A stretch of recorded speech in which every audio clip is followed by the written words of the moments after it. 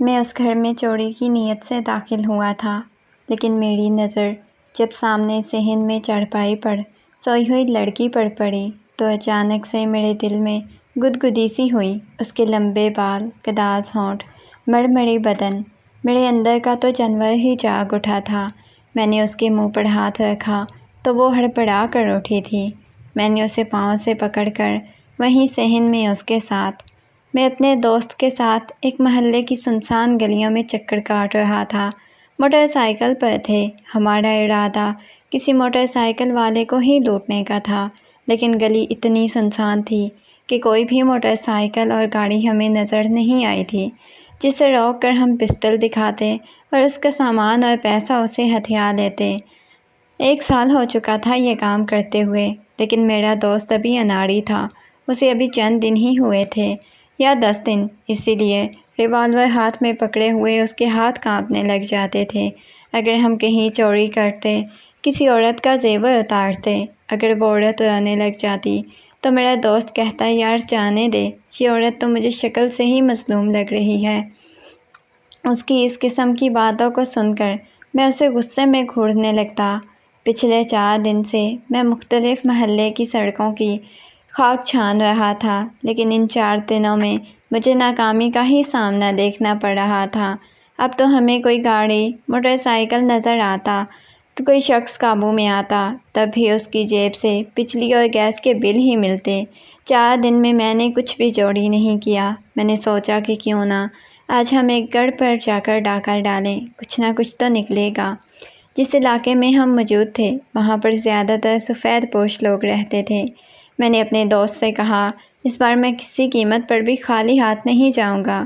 یہ سوچ کر جس دروازے کے باہر ہم کھڑے تھے اس کی دیوار پھلانگ کر ہم دونوں اندر اس وقت صحن میں داخل ہوئے۔ میں نے ٹارچ چلائی تو یہ دیکھ کر حیرت ہوئی، وہ گھر بہت چھوٹا سا تھا۔ سامنے صحن میں 2 چارپائیاں بچھی ہوئی تھیں جہاں پر 2 خواتین لیٹی ہوئی تھیں۔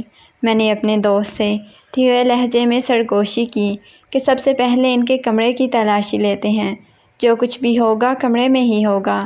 میرے ساتھ چلتے ہوئے ہم ان کے گھر میں چلے گئے۔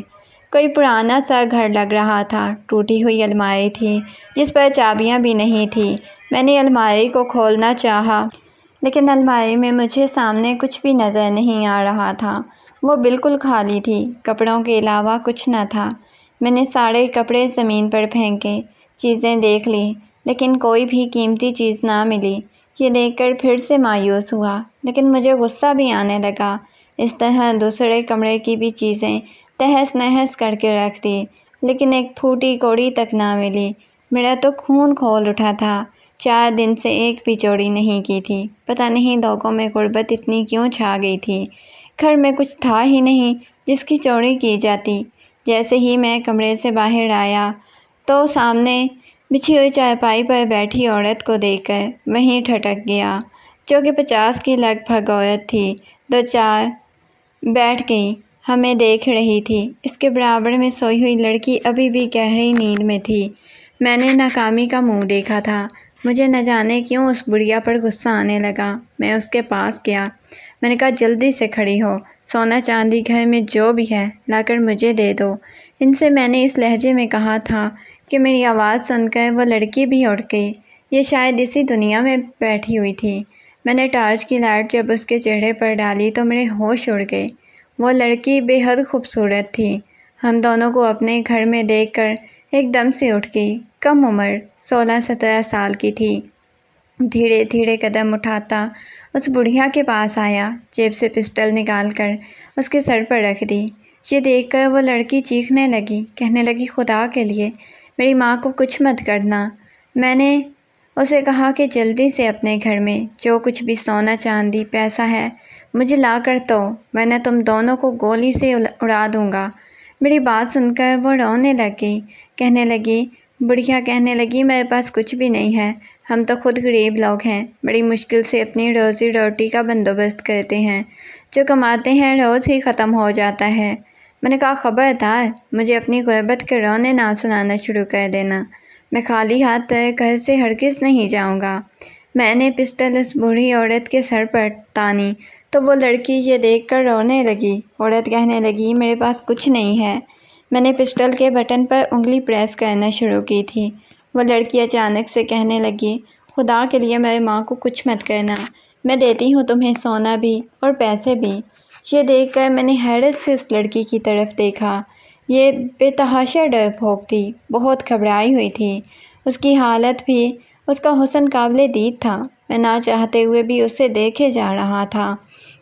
میں نے کہا تیرے گھر کی تو تلاشی لی ہے، یہاں پر تو کچھ بھی نہیں ملا۔ میں تو بس اس عورت پر اپنا خوف و ہراس پھیلانا چاہتا تھا۔ اس عورت سے میں نے پسٹل ہٹائی، اس لڑکی کے پاس جا کر کھڑا ہو گیا اور کہا چلو میرے ساتھ، مجھے دکھاؤ کہ تم نے کہاں زیور اور پیسے چھپا کر رکھے ہوئے ہیں۔ مجھے لگا کہ وہ مجھے کہیں لے جائے گی، لیکن وہ صحن میں لگے درختوں کے پاس آئی، ایک جگہ پر بیٹھ کر مٹی کھودنے لگی۔ یہ دیکھ کر میری عقل حیران ہوئی تھی۔ اس نے کہاں پیسے چھپا کر رکھے تھے؟ اس نے گہرا سا گڑھا کھودا اور اس کے اندر سے کچھ نکالا۔ اس میں سونے کی چین اور انگوٹھیاں بھی تھیں، وہ بھی اس نے میرے ہاتھ پر رکھ دی۔ میں اسے یہ دیکھ رہا تھا کہ اس کے ہاتھ بے حد سفید تھے، خود بھی دودھیا رنگت کی تھی، چہرے کے نقوش بے حد خوبصورت تھے۔ جس وقت وہ مٹی کھودنے میں مصروف تھی، اپنے دوپٹے کی بھی ہوش نہ تھی جو اڑ کر زمین پر گر چکا تھا۔ میری نظریں اس سے ہٹنے کو تیار نہیں تھی۔ نہ جانے کیوں میرا دل اس لڑکی پر آ چکا تھا۔ میں خود شادی شدہ تھا، میری بیوی بچے بھی تھے، چوری کرنا میری مجبوری تھی، اور وہ تھی جب میں ہر روز ناجائز طریقے سے حرام پیسے کمانا شروع کر دیے، کیونکہ دن بھر کی محنت مزدوری کے بعد بھی اتنے پیسے گھر پر نہیں لا سکتا تھا جس سے اپنی بیوی بچوں کا پیٹ بھر سکوں۔ ایک دن کی چوری ہمیں اتنا لے جاتی تھی کہ ہفتہ بھر گھر بیٹھ کر عیاشی سے ہم لوگ کھا پی سکتے تھے۔ میری بیوی نے آج تک مجھ سے کبھی یہ نہیں پوچھا تھا کہ میں جو گھر میں لا رہا ہوں وہ حلال ہے یا حرام۔ وہ تو میری جیب سے پیسے نکالتی، نئی نئی چیزیں لے کر آتی کہ اس نے کئی چیزیں گھر کی بنا لی تھی۔ میرے گھر میں فریزر، اے سی سب کچھ آ چکا تھا۔ میں نے چوریاں 1 سال پہلے شروع کی تھی، لیکن کبھی کسی عورت کی طرف بے باک نظروں سے نہیں دیکھا تھا۔ یہ سچ تھا، میں اس لڑکی کے حسن پر فدا ہو چکا تھا۔ اس لڑکی نے سب کچھ نکال کر میرے ہاتھ پر رکھ دیا، کہنے لگی بس اور کچھ مت کہنا، ہم دونوں ہی ایک دوسرے کا سہارا ہیں، اور میری ماں کے سوا میرا کوئی نہیں۔ وہ لڑکی میری منت سماجت کر رہی تھی، لیکن میری نظر تو اس کے حسن پر تھی جو مجھے اس کی طرف مائل کر رہا تھا۔ میں نے زیور اور پیسے اپنے دوست کو پکڑائے اور کہا ان سب کو رومال میں باندھ لو۔ عورت روتے ہوئے کہنے لگی یہ تو میں نے اپنی بچی کے جہیز کے لیے رکھا تھا، خدا کے لیے یہ سب مت لے جاؤ۔ میں نے پائی پائی جوڑ کر سب کچھ بنایا ہے، لیکن مجھ پر ان کے آنسوؤں کا کوئی اثر نہیں ہوا۔ میں اتنے گناہ کر چکا تھا کہ دل پر سیاہی پھیل چکی تھی۔ اب کسی کے آنسوؤں اور منت سماجت کا مجھ پر اثر نہیں ہوتا تھا۔ میں نے اس لڑکی سے کہا میرے ساتھ کمرے میں چلو۔ یہ سننا تھا کہ اس لڑکی کے ساتھ ساتھ اس کی ماں کے چہرے کا بھی رنگ اڑ گیا۔ اس کی والدہ مجھے دہائیاں دینے لگی، کہنے لگی خدا کے لیے یہ ظلم مت کرنا، جو کچھ ہمارے گھر میں جمع پونجی تھی وہ تم لے جا رہے ہو، ٹھیک ہے تم لے جاؤ، لیکن میری بچی کو برباد مت کرو۔ یہ سب سن کر میرا دوست بھی مجھے کہنے لگا کیا کر رہے ہو تم؟ دیکھو چوری تک بات ٹھیک ہے، لیکن یہ سب کچھ گناہ ہے۔ ابھی اس کی بات مکمل بھی نہیں ہوئی تھی کہ میں نے پسٹل اس کے سر پر رکھی۔ میں نے کہا زیادہ بکواس نہ کرو، تمہیں بھون کے رکھ دوں گا۔ شیطان مکمل طور پر مجھ پر حاوی ہو چکا تھا، مجھے کسی بات کا احساس تک نہیں تھا۔ میں نے بڑی بے دردی سے اس لڑکی کا بازو پکڑا، اسے کھینچتے ہوئے کمرے میں لے جانے لگا۔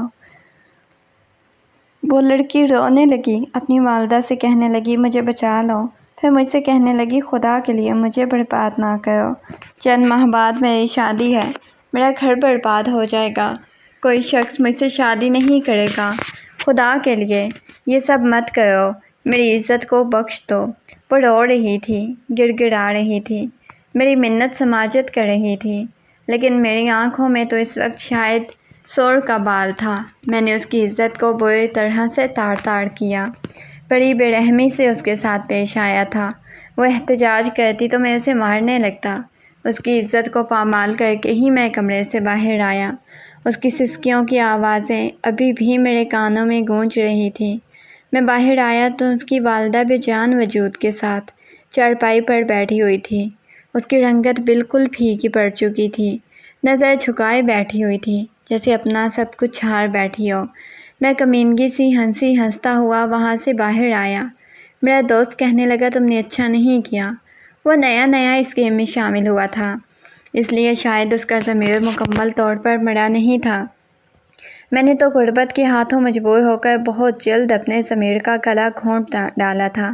پہلے میں نے چوری چکاری شروع کی، پھر شراب پینے لگا۔ آج میں نے زنا جیسے گناہ کر لیا۔ مجھے نہ پہلے چوری کرتے ہوئے شرم آئی، پہلی بار شراب پیتے ہوئے شرم نہیں آئی، اور نہ ہی آئی زنا کرتے ہوئے۔ وہ مجھے حقارت آمیز نظروں سے دیکھ رہا تھا، تیز تیز قدم اٹھا کر مجھ سے آگے چلنے لگا، کہنے لگا چوری تک تو ٹھیک تھا، تم غربت کے ہاتھوں مجبور تھے۔ میں بھی غربت کا ستایا ہوا ہوں، تبھی تو تمہارے ساتھ اس گینگ میں شامل ہوا، مگر ہمارے اصولوں میں کہیں بھی یہ نہیں لکھا کہ ہم کسی عورت کی عزت کو تار تار کریں۔ آخر تم خود بھی بیوی بیٹی والے ہو۔ اس نے میری غیرت کو جگانے کے لیے اتنا ہی کہا تھا کہ میں نے زناٹے دار تھپڑ اس کے منہ پر مار دیا۔ اگلے ہی پھل وہ ایک دم سے گرنے ہی والا تھا، سڑک پر گرا۔ میں نے پسٹل سے اس کے ماتھے پر مارا اور کہنے لگا تیری ہمت کیسے ہوئی میری بیٹی کا نام لینے کی۔ اتنا کہہ کر میں نے اسے پسٹل سے مارنا شروع کر دیا۔ اس کے ماتھے سے خون کی فوار نکلی۔ وہ مجھے دھکا دے کر دور کر رہا تھا، کہنے لگا میں غربت کے ہاتھوں مجبور ہو کر چوری کرنے پر مجبور ہوا ہوں، مگر بے غیرت اور بے ضمیر نہیں ہوں کہ کسی معصوم لڑکی کی عزت کو تار تار ہوتا دیکھوں اور کچھ بھی نہ بولوں۔ مجھے دھکا دے کر وہاں سے جا چکا تھا اور میں اسے کہہ رہا تھا کہ تجھے میں اس گروہ سے نکلوا کر رہوں گا، میں تجھے مزید اپنے گروہ میں شامل نہیں رکھنا چاہتا۔ وہ آگے بڑھنے لگا، تبھی مجھے چند سال پہلے کا ایک واقعہ یاد آنے لگا، جب میں نے اپنی آنکھوں کے سامنے دیکھا تھا یہ سب کچھ پہلی بار، جب میں غربت کے ہاتھوں ستایا ہوا اس گینگ میں شامل ہوا تھا اور اپنے ماں باپ کا اکلوتا بیٹا تھا۔ ماں باپ نے مجھے پڑھایا لکھایا، انہوں نے اپنی ساری جمع پونجی میری تعلیم پہ خرچ کر دی تاکہ میں پڑھ لکھ کر اچھا افسر بن سکوں اور انہوں نے خوب کما کر انہیں دے سکوں۔ جب میں نے پڑھائی مکمل کی، ڈگری لی، ہر کمپنی میں جا کر انٹرویو دینے لگا، مگر جہاں بھی جاتا مجھے مایوسی کا سامنا کرنا پڑتا، کہیں نہ کہیں سے ریجیکٹ ہو جاتا۔ مجھ سے پہلے موجود تعلیم یافتہ لوگ آپس میں مایوسی بھری باتیں کرتے رہتے، کہنے لگتے یہ سارا سفارشی نظام ہے، ہم کم گریڈ لینے والے لڑکی ابھی بھی ہمارے سامنے سفارش آئی ہے، ہمارے یہاں رکنے کا کوئی فائدہ نہیں، پھر بھی قسمت آزما لیتے ہیں، مگر پورا یقین ہے ہماری نوکری نہیں لگے گی۔ ہر طرف سفارش کا ماحول تھا۔ میں نے کئی جگہ نوکری کے لیے اپلائی کیا لیکن کوئی خاص رد عمل نہ مل سکا۔ میرے ماں باپ بوڑھے ہو چکے تھے۔ میرا باپ دن رات محنت کر کے بستر پر جا لگا تھا۔ ایک وقت وہ بھی آیا جب میرا باپ بیماری کی حالت میں فوت ہو گیا۔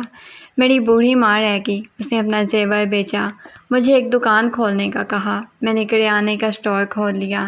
انہی دنوں میری ماں نے میری شادی کروا دی۔ میری بیوی بڑی پھرتیلی تھی، کچھ پڑھی لکھی نہیں تھی، اس لیے زیادہ اسے سوجھ بوجھ نہیں تھی،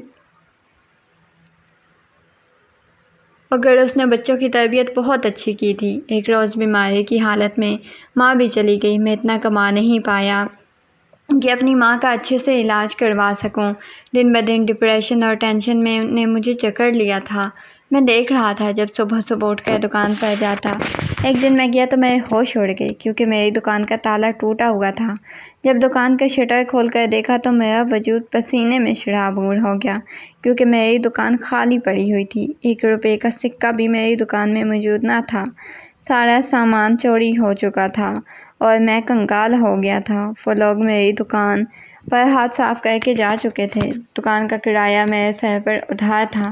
میں نے دکان کا کرایہ ادا کیا اور سوچا آخر کیا نوکری کروں، گھر میں بیٹھ کر بجلی بل کا گیس اور ان کی دن بدن قیمتیں بڑھتی جا رہی تھی، کچھ سمجھ نہیں آ رہی تھی کیا کروں۔ تبھی میری ملاقات ایک شخص سے ہوئی۔ مجھے سڑک کے پاس مایوسی سے بیٹھے دیکھ کر وہ میرے پاس چلا آیا۔ وہ پوچھنے لگا تو میں نے بتایا کہ اس نے مجھے نوکری دلوانے کی حامی بھر لی۔ وہ مجھے اپنے ساتھ لے گیا۔ وہ لوگ مجھے چاری چکاری کروانا چاہتے تھے۔ میرا ضمیر جاگ اٹھا، فوراً منع کر دیا، مگر جب بیوی بچوں کو بھوکا دیکھا تو مجبوراً ان کے پاس چلا گیا، مگر کہا کہ چھوٹی موٹی نوکری کر لیا کروں گا، مگر قتل و غارت نہیں کروں گا۔ وہ لوگ بھی مان گئے۔ وہ میری پہلی جوڑی تھی جو میں ان کے ساتھ ایک گھر میں جا کر کی تھی۔ انہوں نے ایک لڑکی کے ساتھ زنا کیا تھا۔ دونوں کے لیے میں نے پہلی بار دیکھا اور ایک دوسرے کو گالم گلوچ دینے لگے۔ میں گھر سے نکل آیا، کہنے لگے ابھی تم اس معاملے میں چھوٹے ہو، نئے ہو، تمہیں سب کچھ نارمل لگے گا بعد میں۔ واقعی آج مجھے ہر چیز کی عادت ہو گئی تھی۔ آج پہلی بار میں نے یہ سب کچھ کیا تھا۔ سردار نے ہم سب کو اپنی طرف بلایا تھا۔ کہنے لگے آج مہینے کا پہلا ہفتہ ہے، ہمیشہ کی طرح تم لوگوں نے جو بھی کمایا اس کا 10% سردار کے پاس رکھو۔ میں نے جو بھی کمایا تھا وہ لیا اور سردار کے پاس پہنچ گیا۔ وہ ہمارا خفیہ اڈہ تھا جہاں پر اس وقت ہم 20 لوگ موجود تھے۔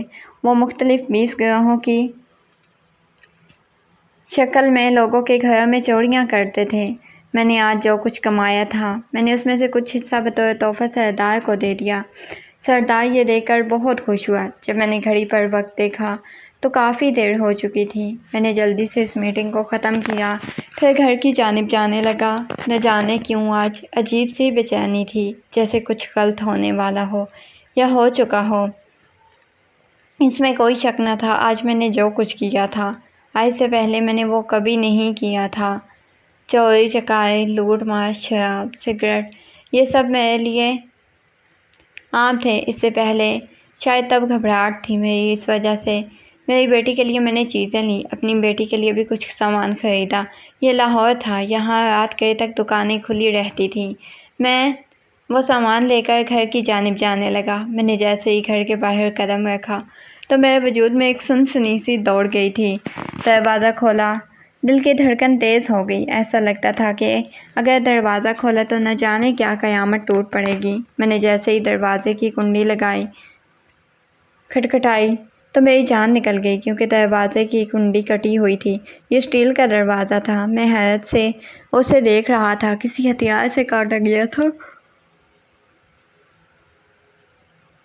مگر کیوں، کیسے؟ کسی نے چند ہی لمحے لگے ہیں مجھے میرے دماغ پر زور دیتے ہوئے۔ میں کپکپاتے ہوئے ہاتھوں کے ساتھ گھر کے اندر داخل ہو گیا۔ میری نظر اس وقت زمین پر گئی۔ میں سر اٹھا کر جائزہ لینے لگا تو ہمت نہ ہوئی۔ ایسے لگتا تھا میں نظریں اٹھا کر دیکھوں گا تو جیسے میری آنکھیں پتھر کی ہو جائیں گی۔ سانس خارج کر کے میں نے سر اٹھا کر اوپر دیکھا تو گھر میں بالکل خاموشی تھی۔ میں نے آس پاس دیکھا، کوئی بھی نہ تھا۔ وہ مشکل قدم اٹھاتا ہوا لاؤنج میں داخل ہوا۔ ابھی لاؤنج میں قدم رکھا ہی تھا کہ سامنے کا منظر دیکھ کر میرا دل دہلنے لگا۔ لاؤنج کی ہر چیز بکھری ہوئی تھی، آس پاس گری پڑی تھی، سامان بکھرا ٹوٹا پڑا تھا۔ میں اس سامان کو دیکھتا ہوا آگے آنے لگا۔ جب دیکھا تو مجھے دیوار کے سہارے بیٹھی ہوئی اپنی بیوی دکھائی دی، جس کا دوپٹہ ڈھلکا ہوا تھا۔ اگلے پل میں بال بکھرے ہوئے تھے، چہرے پر سرخ نشان بنے ہوئے تھے، اس پر سکتہ طاری تھا۔ وہ غیر مرئی نقطے پر دیکھے جا رہی تھی۔ میں چلتا ہوا اس کے پاس آیا، اسے کندھوں سے تھام کر اپنے قریب کیا۔ کہنے لگا یہ کیا ہوا ہے؟ یہ سب کچھ ٹھیک تو ہے نا تمہارے؟ یہ حال کس نے کیا؟ کیسے ہوئی گھر کی یہ حالت؟ میری بیوی سکتے کی حالت میں بیٹھی ہوئی تھی۔ میں نے نظر دوڑا کر اپنی اکلوتی بیٹی کو ڈھونڈنا چاہا، مگر وہ مجھے کہیں نظر نہیں آئی۔ لمبے لمبے سانس خارج کر رہا تھا، بیوی کو جھنجھوڑ رہا تھا۔ کہنے لگا بتاؤ مجھے سب کیا ہوا ہے؟ میری بیٹی کہاں ہے؟ میں نے اسے جھنجھوڑا تو وہ ہوش میں واپس آئی۔ روتے ہوئے چیخ چیخ کر وہ مجھے سب کچھ بتانے لگی کہ کچھ گھنٹوں پہلے جب میں اور وہ میری بیٹی ساتھ سو رہے تھے تو گھر میں چور آ گئے، وہ سب کچھ چرا کر لے گئے۔ جب میں نے یہ سنا تو میرے پیروں تلے سے زمین نکل چکی تھی۔ یہ وہی وقت تھا جب میں کسی اور کے گھر میں ڈاکہ ڈال رہا تھا۔ وہ رو رہی تھی، پلک رہی تھی، اپنے بال نوچ رہی تھی۔ صدمہ مجھے بھی تھا، مگر الشبا مجھے کہیں بھی نظر نہیں آ رہی تھی۔ میں نے اپنی بیوی سے کہا سنو۔ اسے ایک دفعہ پھر سے چپ سی لگ گئی تھی۔ اس نے مجھے کوئی جواب نہ دیا، منہ کے آگے چادر رکھ کر پھوٹ پھوٹ کر رونے لگی۔ میرا دل دہلنے لگا۔ میں نے بیوی سے چل کر پوچھا کہ کہاں ہے وہ الشبا۔ میں نے اس کی طرف دیکھا، وہ کمرے کی طرف اشارہ کرنے لگی۔ میں بھاگ کر آیا، کمرے کا دروازہ کھولا تو وہاں پر کوئی بھی موجود نہ تھا۔ کمرے کی ہر چیز بکھری ہوئی تھی، قیمتی سامان چوری ہو چکا تھا جو آج تک میں لایا تھا۔ البتہ واش روم کا دروازہ تھوڑا سا کھلا ہوا تھا۔ جو ہی چلتے ہوئے واش روم کے قریب آیا تو پیروں کے نیچے سے زمین نکل گئی، کیونکہ خون پانی کی طرح بہہ رہا تھا، نکل کر زمین پر آ رہا تھا۔ واپس روم سے باہر نکلا، مزید مجھ میں رکنا محال ہو گیا تھا۔ بھاگ کر جو ہی واش روم کا دروازہ کھولا، سامنے کا منظر دیکھ کر میری روح فنا ہو گئی تھی۔ میری بیٹی واش روم میں پڑی ہوئی تھی، اس کی کلائی پر زخم تھا، خون نکل رہا تھا، خون بہنے کی وجہ سے فرش آلودہ ہو چکا تھا۔ فوراً ہی میری بیٹی کو اٹھا کر ہسپتال لے جانے لگا، مگر میری بیوی نے میرا ہاتھ روک دیا، کہنے لگی کوئی فائدہ نہیں، اس نے اپنی جان دے دی ہے۔ جب چوروں نے تمہاری بیٹی کی عزت پر ہاتھ ڈالا، وہ لوگ بہت برے ہیں، گھر سے باہر مت نکلیے گا، کمرے میں ہی رہیے گا۔ مگر تمہاری بچی اسی پل واش روم میں لگے ہوئے آئینے کو توڑ کر اس کانچ سے اپنی کلائی کاٹ چکی تھی۔ میں اپنا سر پیٹنے لگا، خود کو نوچنے لگا، دھاڑے مار مار کر رونے لگا، خود کا سر دیوار میں مارا، سر پیٹ چکا تھا۔ آخر یہ سب کچھ کیسے ہو گیا؟ آج میں نے کسی اور کی عزت پر ہاتھ ڈالا تھا، وہی مکافات عمل میری بیٹی کی طرف آیا۔ تیری بیٹی کی جان بازی ہار چکی ہے، میں رو رو کر ساری حقیقت اپنی بیوی کو بتا رہا تھا۔ بیوی نے جب یہ سنا تو میرے منہ پر تماچا مارا، کہنے لگی تجھے شرم نہ آئی؟ تیرے ہی برے کام تھے جن کا خمیازہ آج تیری بیٹی کو بھگتنا پڑا۔ جیسے باپ کو مر جانا چاہیے۔ یہ بات صبح تک پورے محلے میں پھیل چکی تھی۔ میں اپنی بچی کو دفنانے کے لیے گیا، تبھی اسی وقت 2 جنازے اور بھی قبرستان میں لائے گئے۔ میں تو بت بنا دیکھ رہا تھا۔ محلے والوں نے پولیس کو بھی اطلاع دے دی۔ میں خود کو ہتھکڑی لگوانے کے لیے تیار تھا، شاید اسی طرح میرے گناہوں کی معافی ہو سکتی تھی۔ اور وہ 2 جنازے جو لائے گئے تھے، انہیں میری بیٹی کے ساتھ ہی موجود قبروں میں دفنا دیا گیا، اور یہ وہی 2 جنازے تھے جن کی زندگیاں کل رات میں نے برباد کی تھی۔ عزت نہ لوٹنے کی دہائی دیتی رہی، اور وہ بچی جس کو میں نے تار تار کیا تھا، دونوں ہی مر چکے تھے۔ میرے پاس سوائے پچھتاوے اور معافی کے کچھ بھی نہ رہا تھا۔